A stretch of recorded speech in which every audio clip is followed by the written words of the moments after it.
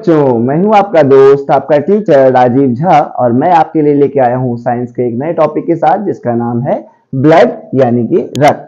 आइए इसको स्टार्ट करते हैं। पर स्टार्ट करने से पहले अगर आप हमारे चैनल पर नए हैं तो प्लीज प्लीज प्लीज इसको आप सब्सक्राइब कर लीजिएगा।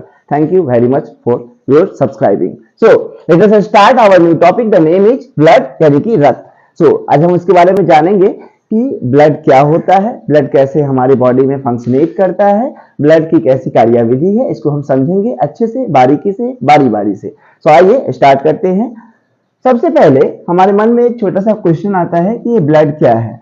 तो आपको हम ब्लड के क्या है इसको बताने से पहले आपको बता दें कि ब्लड जो टॉपिक होता है इसको अगर हम पढ़ रहे हैं, दैट्स मीन कि अगर हम इसका स्टडी कर रहे हैं तो स्टडी ऑफ जो ब्लड होता है इसको एक नाम से जानते हैं जिसको हम लोग बोलते हैं सेरोलॉजी। याद रखिएगा कि ब्लड की स्टडी को हम लोग बोलते हैं सेरोलॉजी। इसका दूसरा नाम हेमोटोलॉजी है। हेमोटोलॉजी इसलिए है क्योंकि हम सबको शायद पता है कि ब्लड में हीमोग्लोबिन पाया जाता है, इसीलिए इसका नेम जो है वो हेमोटोलॉजी भी कहा जाता है या फिर इसको हम लोग सेरोलॉजी बोलते हैं। अब इंपॉर्टेंट फैक्ट क्या है कि ब्लड क्या है, अगर ये क्वेश्चन कोई करता है इसका जवाब हम लोग क्या दे सकते हैं। नॉर्मली क्या होता है कि ब्लड एक तरह का सेल्स होता है, सेल होता है। ब्लड सेल्स जानते हैं हम सभी, जैसे कि WBC होता है, RBC होता है या फिर प्लेटलेट्स होता है, ये सब ब्लड के टाइप्स होते हैं। But it is all said to be that cell, यानी कि ब्लड एक सेल है, एक कोशिका है। तो ब्लड नॉर्मली क्या होता है कि हमारे बॉडी में ट्रैवल करता है, सर्कुलेटरी सिस्टम को फॉलो करता है और सबसे इंपॉर्टेंट बात कि पूरे बॉडी में ये सबसे कनेक्टेड होता है, यानी कि हर जगह ब्लड कनेक्टेड मिलेगा आपको। आप किसी भी बॉडी के किसी भी पार्ट को अगर आप कट करते हैं तो वहां पे आसानी से आपको ब्लड रिलीज होता है, जो कि शो करता है कि ब्लड हर जगह मौजूद है। इसका मतलब ब्लड एक कनेक्टेड टिश्यू भी है, क्योंकि ग्रुप ऑफ सेल को हम लोग टिश्यू बोलते हैं, सिंगल एक रहेगा तो उसको हम लोग सेल बोलेंगे।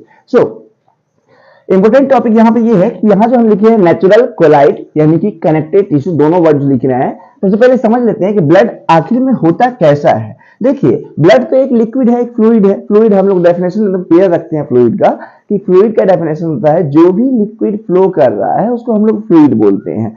तो ब्लड भी फ्लो करता है, इसलिए ये फ्लूइड है। बट इंपॉर्टेंट बात क्या है कि ब्लड एक ऐसा फ्लूइड है जो कि रियलिटी में एक कोलाइडियल सॉल्यूशन होता है। तो सॉल्यूशन टॉपिक तो आप लोग क्लास 9th में ऑलरेडी पढ़े होइएगा या फिर 8th में भी पढ़े होइएगा। सॉल्यूशन टॉपिक में आपको कोलाइड मिल जाएगा, कोलाइड एक टॉपिक होता है। पर हम यहाँ पे आपको जनरली बताने वाले हैं कि कोलाइड का क्या मतलब होता है और क्यों हम इसको नेचुरल कोलाइड के नाम जानते हैं ब्लड को।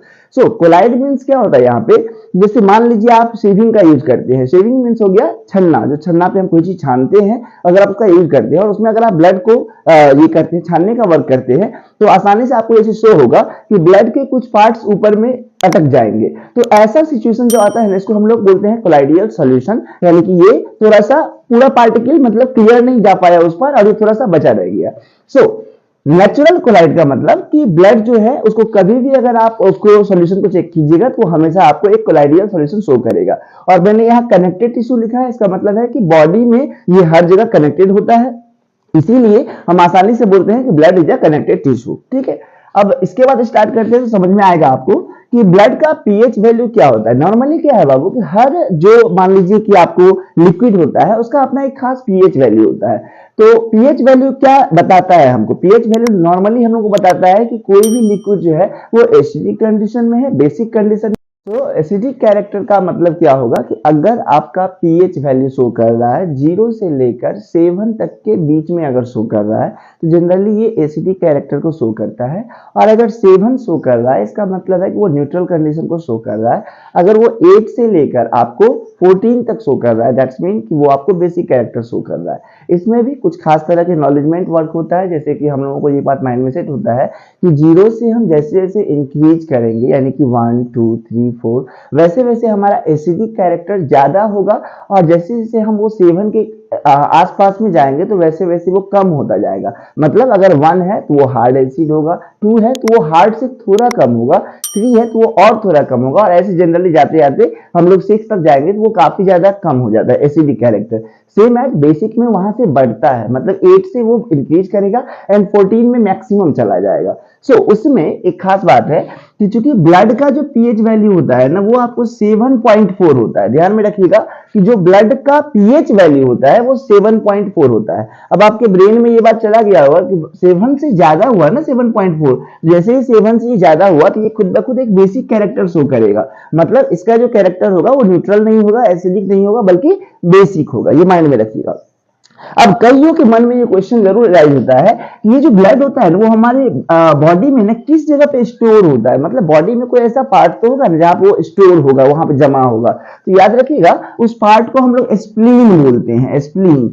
इस बात को माइंड में रखना है आपको कि स्टोर होने वाला जो पार्ट होगा यानी जहां पे स्टोर होगा ब्लड, उस पार्ट को हम लोग स्प्लीन बोलते हैं। स्प्लीन कहाँ होता है? स्टोमक के जस्ट आपको लेफ्ट साइड में इस पोर्शन में आपको स्प्लीन मिल जाएगा और यहाँ पे क्या होता है, सारा ब्लड स्टोर रहता है। ध्यान, कई बच्चों ने ये भी मुझे बताया, कईयों ने ये बताया मुझे कि नहीं ये फेफड़ा में जमा होता है। फेफड़ा में जमा नहीं होता। अगर ब्लड फेफड़ा में जमा होगा तो प्रॉब्लम ये हो जाएगा कि वहां पे ब्लड चिपक जाएगा और फिर आपका जो फेफड़ा जो ब्लिंक कर रहा है वो ब्लिंक करना बंद कर देगा, तो हार्ट अटैक जल्दी आ जाएगा।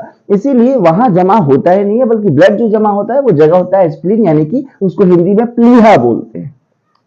आगे उससे बढ़ते हैं तो हमारे मन में एक क्वेश्चन आता है, कई बार ये क्वेश्चंस आए हुए हैं और एग्जामिनेशन में हमने देखा है कि क्वेश्चंस आते हैं कि what is the maximum amount that has been contain male in blood cells, मतलब कि ब्लड सेल जो है वो मेल में कितना अमाउंट में रहता है, मैक्सिमम कितना अमाउंट तक रह सकता है। तो ध्यान रखिएगा कि मेल में जो मैक्सिमम अमाउंट होता है ब्लड का वो होता है 5.5 लीटर, यानी कि लगभग 5.5 लीटर ब्लड जो है वो मेल में पाया जाता है। एक एडल्ट मैन में बोल सकते हैं आप कि उसमें 5.5 लीटर ब्लड पाया जाता है। जबकि इसके अगेंस्ट बात करेंगे तो फीमेल में इसकी मात्रा थोड़ी कम हो जाती है, यानी कि फीमेल में ब्लड की मात्रा जो है वो आपको 5 लीटर के अक्रॉस आपको मिल जाएगा, जो कि इस दोनों में थोड़ा सा डिफरेंस शो करता है। इसके बाद अगर हमारे मन में क्वेश्चन उठता है तो ये उठता है कि नॉर्मली ऐसा क्यों होता है, आखिर ये डिफरेंस के पीछे असल में कारण क्या होगा कि मेल में 5.5 लीटर ब्लड है और जो हमारा फीमेल है, फीमेल में 5 लीटर है, इसके बीच में जो डिफरेंस चल रहा है, डिफरेंस के पीछे का रीजन क्या होगा।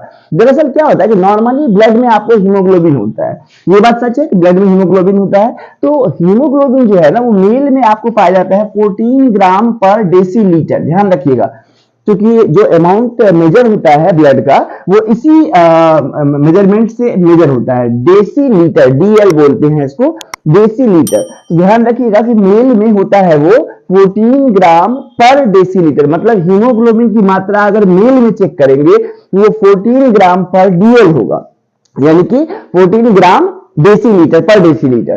लेकिन अगर फीमेल में बात करेंगे तो वही हीमोग्लोबिन की मात्रा जो है वो घटकर 13 ग्राम पर डेसीलीटर हो जाएगा। तो दोनों के बीच में आपको दिख रहा होगा कि डेसीलीटर में, पर डेसीलीटर में आपको 1 ग्राम का डिफरेंस होता है हीमोग्लोबिन का, और यही डिफरेंस आगे बढ़ते बढ़ते जब ये काफी हाई लेवल का होता है तो वहां पे आपको लगभग आधे लीटर का यानी कि हाफ एन लीटर का जो है सो चेंजिंग दिखने को मिलता है। तो आपको समझ में आया होगा कि मैंने आपको क्या बताया है।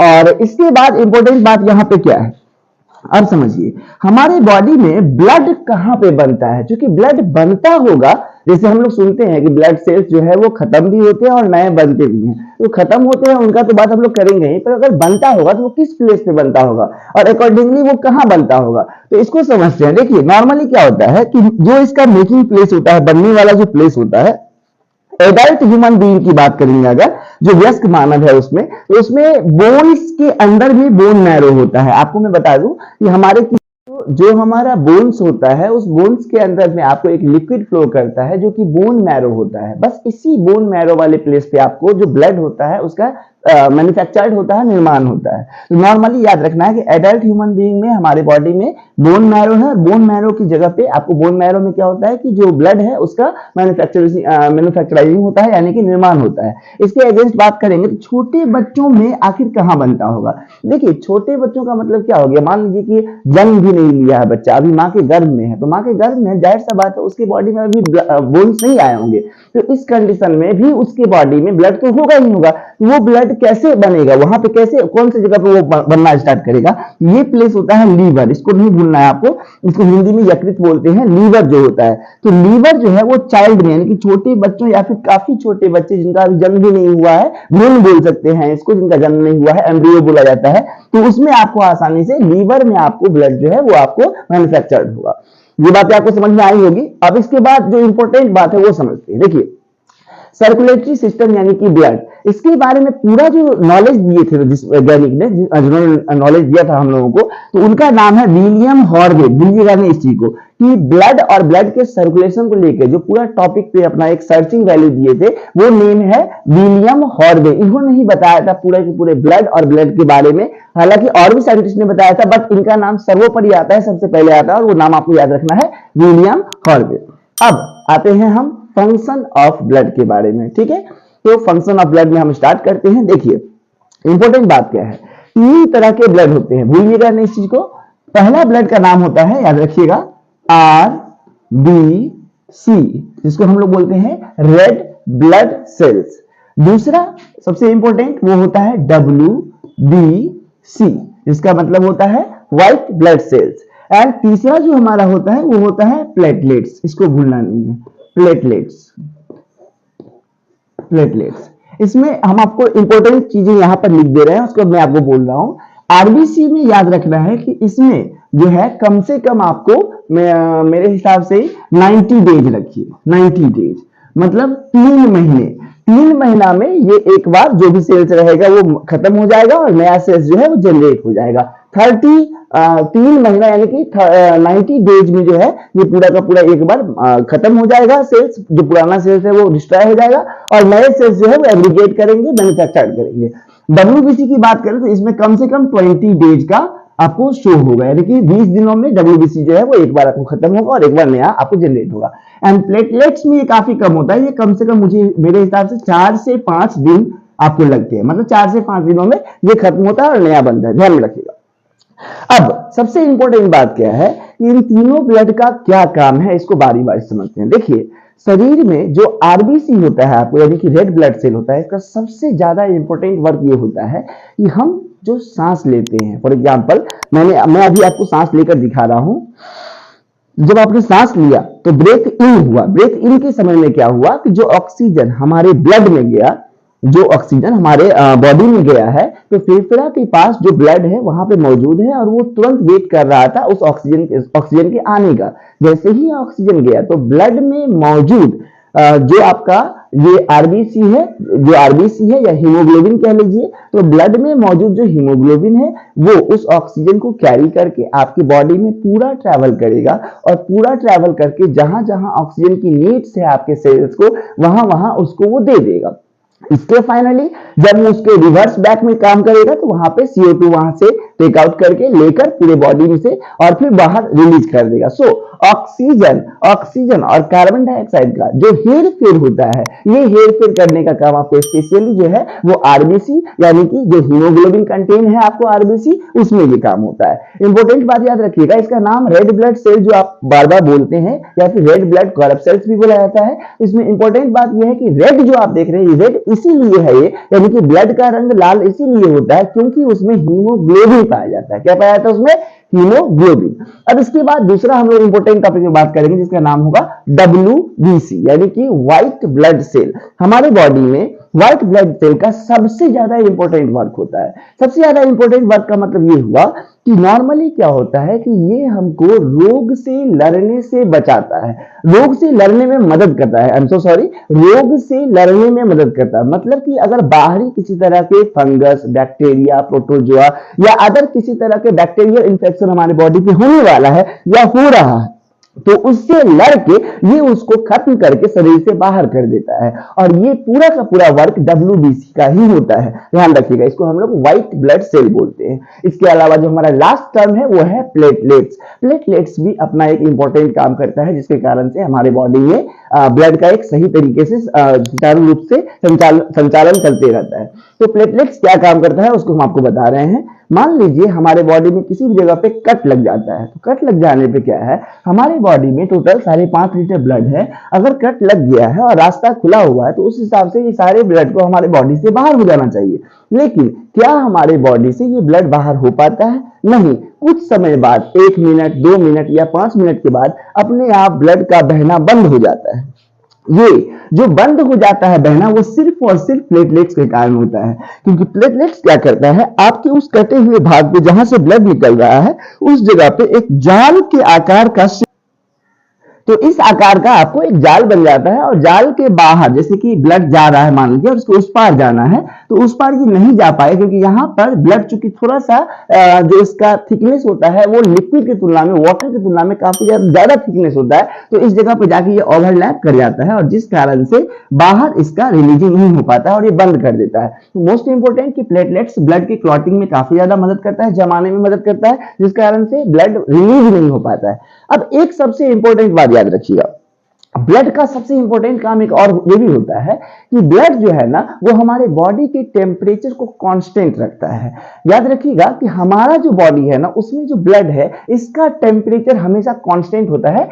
नेग्लिजिबल लेके चलिए अगर, तो ये लगभग 37 अप्रोक्सीमेटली 0.5 आपको जो है सो डिग्री सेल्सियस जो होगा हमारा वो चलेगा, मतलब कि 37.5 डिग्री सेल्सियस हमारे बॉडी का टेम्परेचर नॉर्मली रहेगा, और ये इसलिए रहेगा क्योंकि हमारे बॉडी में फ्लो कर रहा है ब्लड। याद रखिए अगर हमारे बॉडी में जब तक ब्लड फ्लो करता रहेगा तब तक आपका टेम्परेचर 37.5 डिग्री सेल्सियस कॉन्स्टेंटली बना रहेगा।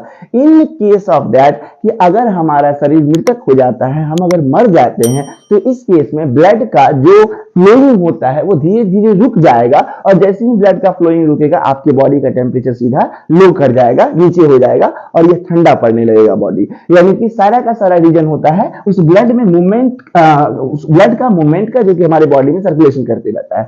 तो ये जानकारी हमने आपको दी। अगर ये आपको ये जानकारी अच्छी लगी हो तो प्लीज हमारे चैनल को सब्सक्राइब जरूर करिएगा, और अगर किसी भी तरह के क्वेश्चंस को आपको राइज हो गए हो तो प्लीज उसको आप कमेंट में जरूर लिखिएगा। धन्यवाद। Thank you very much for your watching.